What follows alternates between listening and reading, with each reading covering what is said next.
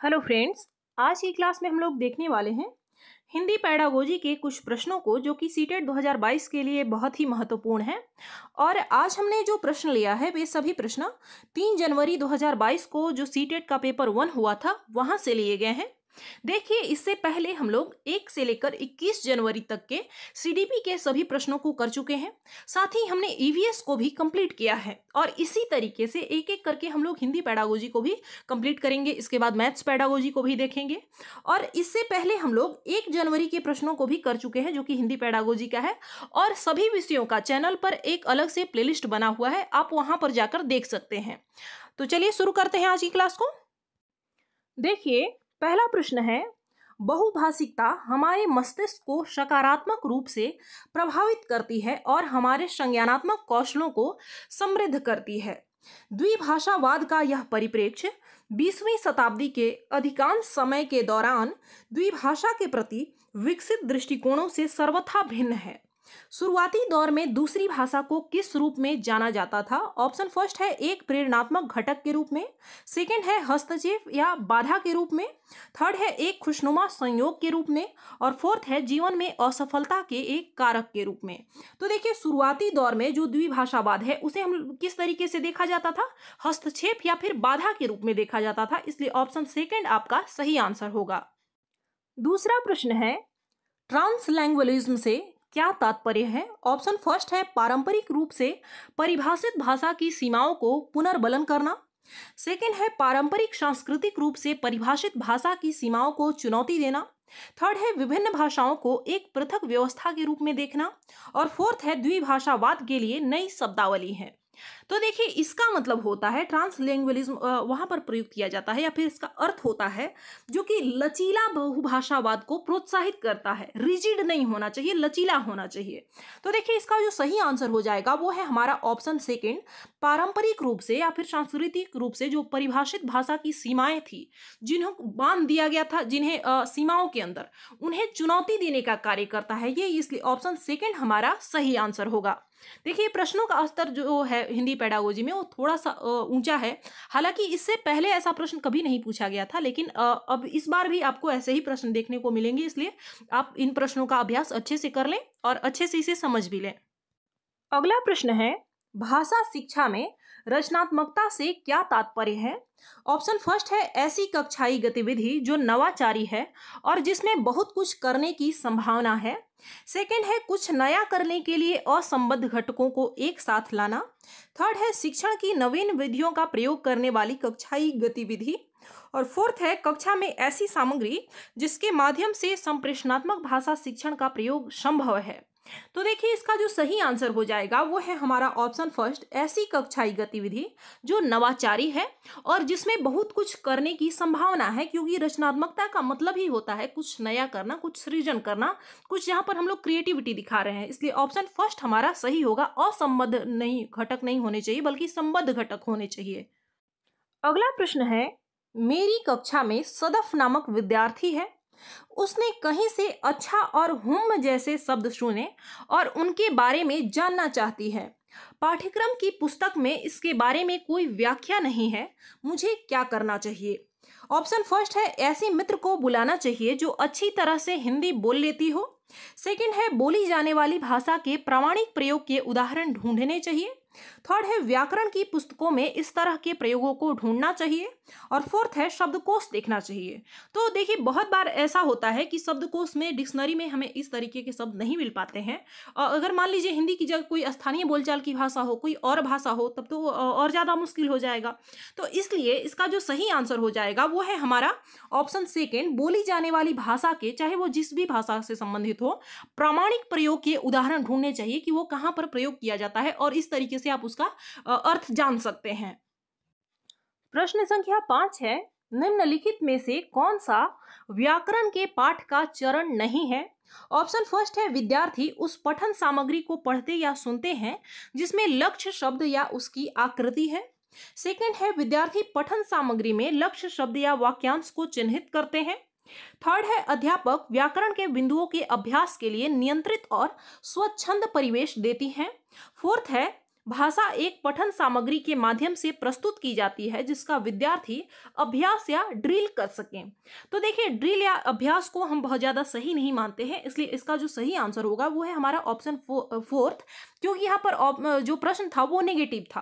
अब देखिए, गौर कीजिएगा, जो ऑप्शन थर्ड है इसमें दिया गया है, अध्यापक व्याकरण के बिंदुओं के अभ्यास के लिए नियंत्रित और स्वच्छंद परिवेश देती है। इसका मतलब क्या हुआ, शिक्षक वहां पर शिक्षक की वहां पर नियंत्रण भी बनी हुई है, या फिर ऐसे नहीं कि बच्चे ऐसे खुले में कुछ भी कर रहे हैं।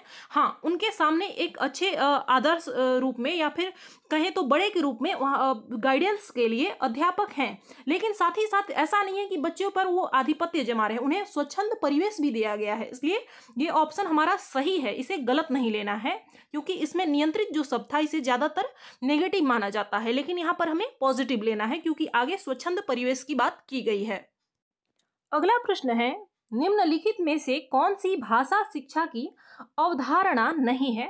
ऑप्शन फर्स्ट है मुद्रित समृद्ध परिवेश, सेकंड है ध्वनिक, थर्ड है ध्वनि विज्ञान और फोर्थ है डिस्लेक्सिया। तो देखिए, इसका जो सही आंसर है वो है हमारा ऑप्शन सेकंड। इसमें भाषा में क्या होता है कि ध्वनि तरंगों आदि की शिक्षा नहीं दी जाती है, यह मुख्यतः विज्ञान का विषय है, इसलिए ऑप्शन सेकंड हमारा सही आंसर होगा। देखिए, इसको क्योंकि सीबीएसई ने सही माना है और पिछली बार बहुत लोगों ने गलतियां की थी, उन्होंने ऑप्शन फोर्थ लगाया था जो कि गलत हो गया था। तो जो सीटेट का ऑफिशियल आंसर की है हम उसी से बता रहे हैं, साथ ही साथ हमें उसे भी फॉलो ही करना है। ऐसा नहीं है कि वो जितना भी आंसर देता है वो सभी के सभी गलत हैं। हाँ, हमसे अगर नहीं हो पा रहा है तो बचने के लिए एक अच्छा बहाना जरूर हो सकता है, लेकिन बहुत कम चांसेस होते हैं कि उसमें गलतियां हो, और अगर गलतियां होती भी हैं उसके आंसर की में तो वो बाद में उसको अपडेट कर दिया जाता है, इसलिए ऑप्शन सेकंड हमारा सही आंसर होगा। अगला प्रश्न है, नोम चॉम्स्की के इस वाक्य पर ध्यान दीजिए। आगे लिखा गया है, रंग रहित हरे विचार शांतिपूर्वक सोते हैं। यह किस तरह के वाक्य का उदाहरण है? ऑप्शन फर्स्ट है व्याकरणिक दृष्टि से सही है पर पसंद नापसंद व्यक्त करता है, सेकंड है व्याकरणिक दृष्टि से सही बनावट है पर अर्थ की दृष्टि से सही नहीं है, थर्ड है शब्द के प्रयोग की दृष्टि से सही है पर ध्वन्यात्मक रूप से गलत है, फोर्थ है व्याकरण मूलक है पर तार्किकता की दृष्टि से सही नहीं है। तो हम लोग ये नहीं कह सकते हैं कि ध्वनि के रूप में गलत है, ध्वनि तो उसका सब कुछ सही है, लेकिन इसका जो सही आंसर हो जाएगा वो है हमारा ऑप्शन सेकंड, व्याकरणिक रूप से इसकी बनावट जो है वो सही है पर इसका कोई अर्थ निकलता है, रंग रहित हरे विचार शांतिपूर्वक सोते हैं, इसमें कौन सो रहा है, कौन जग रहा है, क्या हो रहा है, कुछ समझ में नहीं आ रहा है, इसलिए ऑप्शन सेकंड हमारा सही आंसर होगा। अगला प्रश्न है, परिणामतः, इसलिए, इससे आगे और हालांकि किसके उदाहरण हैं? ऑप्शन फर्स्ट है योजक उपकरण, सेकंड है संबद्धता, थर्ड है शब्द संपदा और फोर्थ है व्याकरण के क्षेत्र। तो इसमें कहीं भी व्याकरण के क्षेत्र की बात की जा रही है? नहीं की जा रही है, तो इसका जो सही आंसर होगा वो है हमारा ऑप्शन फर्स्ट, योजक उपकरण है ये सभी।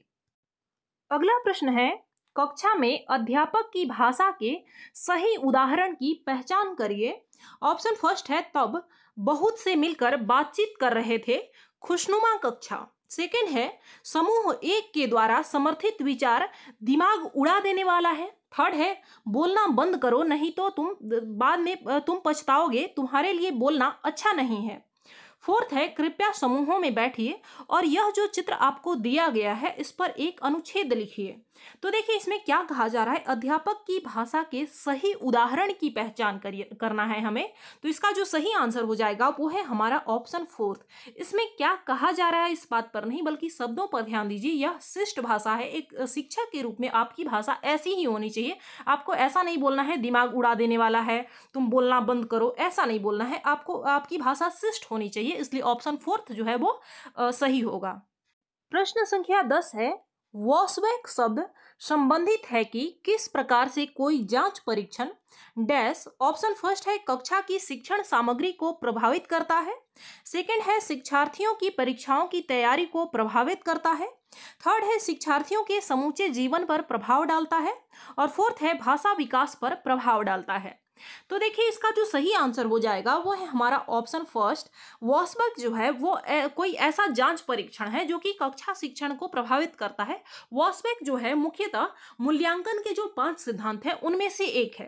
अब यह भी दो तरीके का होता है। जैसे एक नकारात्मक वॉसबर्ग होता है, इसमें क्या है कि अगर परीक्षण जो है वो कठिन हो, उसमें अधिक समय लग रहा है या फिर अगर वो प्रामाणिक नहीं है तो उसको हम लोग नकारात्मक वॉसबैक कहेंगे। बच्चों पर उस पर उसका नकारात्मक इफेक्ट देखने को मिलता है। साथ ही जो सकारात्मक वॉसबैक होता है उसमें क्या होता है, जब परीक्षण जो है, जो भी मूल्यांकन किया जा रहा है, जो आकलन किया जा रहा है, अगर वो सीखने के लिए अवसर प्रदान कर रहा है तो उसको हम लोग सकारात्मक वॉसबैक कहते हैं। देखिए इस तरीके का प्रश्न आपको इस बार भी देखने को मिल सकता है, इसलिए ऑप्शन फर्स्ट इसका सही आंसर है। आप लोग इसको अच्छे से तैयार कर लें। अगला प्रश्न है, विविध संदर्भों में स्वाभाविक विमर्श में शामिल किया हुआ संग्रह क्या है? ऑप्शन फर्स्ट है पाठ्यपुस्तकों का संग्रह, सेकंड है पाठ्य सामग्रियों का बड़ा सा संग्रह और आंकड़ों का आधार, थर्ड है लेखों का विशाल संग्रह और फोर्थ है व्याकरणिक वाक्यों का संग्रह।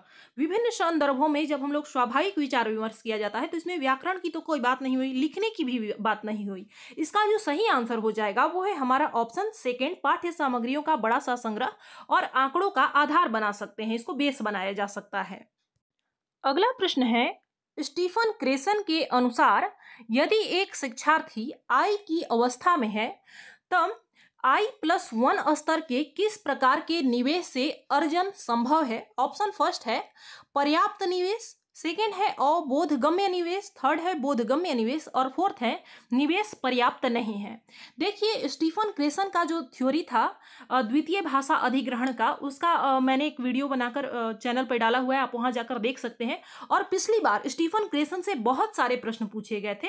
इसका जो सही आंसर हो जाएगा वो है हमारा ऑप्शन थर्ड, बोधगम्य निवेश की बात की जा रही है। बोधगम्य निवेश वो होता है जहां एक शिक्षार्थी को जो उसका वर्तमान स्तर है उससे एक स्तर ऊपर का शिक्षण सामग्री प्रदान किया जाता है, वही हमारा बोधगम्य निवेश होता है। इसलिए ऑप्शन थर्ड हमारा सही आंसर होगा। अगला प्रश्न है, भारत में अंग्रेजी की भाषा के संदर्भ में क्या सही है? ऑप्शन फर्स्ट है यह भारत के संविधान की 8वीं अनुसूची की भाषाओं में से एक है, सेकंड है यह भारत संघ की सह कार्यालयीय भाषा है, थर्ड है यह भारत संघ की कार्यालयीय भाषा है और फोर्थ है यह संविधान द्वारा मान्यता प्राप्त भाषाओं में से एक भाषा है। तो यह संविधान द्वारा मान्यता प्राप्त नहीं है या फिर यह भी नहीं है कि 8वीं अनुसूची में शामिल है। यह जो है वो भारत यानी जो भारत संघ है इसमें सह कार्यालयीय भाषा है, यानी कि साथ में हिंदी और अन्य भाषाएं भी चलती रहेंगी, साथ साथ अंग्रेजी भी चलेगा। इसलिए ऑप्शन सेकंड इसका सही आंसर है। अगला प्रश्न है, माध्यमिक स्तर पर भाषा अधिगम में बोधगम्य निवेश क्या है? देखिए यह प्रश्न भी स्टीफन क्रेसन से संबंधित है। ऑप्शन फर्स्ट है शिक्षार्थी के स्तर से थोड़ा सा ऊंचे स्तर की प्रामाणिक पाठ्य सामग्री, सेकंड है विजय तेंदुलकर के किसी नाटक का सार संक्षेप, थर्ड है शिक्षार्थी के स्तर से थोड़ा सा नीचे के स्तर की प्रामाणिक पाठ्य सामग्री, फोर्थ है शिक्षार्थियों के व्याकरणिक ज्ञान की अपनी समझ के आधार पर अध्यापक द्वारा विकसित कहानी। तो देखिए इसका जो सही आंसर हो जाएगा वो है हमारा ऑप्शन फर्स्ट। इसमें क्या होना चाहिए, बोधगम्य निवेश के अंतर्गत क्या होता है, विद्यार्थी के जो विद्यार्थी का वर्तमान स्तर है उससे थोड़ा सा एक स्तर ऊंचा हमें पाठ्य प्रामाणिक सामग्री प्रस्तुत करना होता है। इसलिए ऑप्शन फर्स्ट हमारा सही आंसर हो जाएगा। आज का अगला और अंतिम प्रश्न है, भाषा अर्जन के बारे में क्या सही है? ऑप्शन फर्स्ट है सचेत और सुविचारित है, सेकंड है स्वाभाविक और सुविचारित है, थर्ड है स्वाभाविक और अवचेतन में है और फोर्थ है भाषा प्रक्रिया है। तो देखिए इसका जो सही आंसर हो जाएगा वो है ऑप्शन थर्ड, भाषा जो अर्जन है वह स्वाभाविक प्रक्रिया है, साथ ही अवचेतन है, चेतना रूप में नहीं होता है और स्वाभाविक रूप से ही ऐसे ही बच्चा अर्जित कर लेता है भाषा को। इसलिए ऑप्शन थर्ड हमारा सही आंसर है। तो फ्रेंड्स ये थे आपके 15 प्रश्न जो कि 3 जनवरी को पूछे गए थे और इनमें से आपने कितना सही किया आप हमें कमेंट करके बताएं। मिलते हैं अगली क्लास में, धन्यवाद।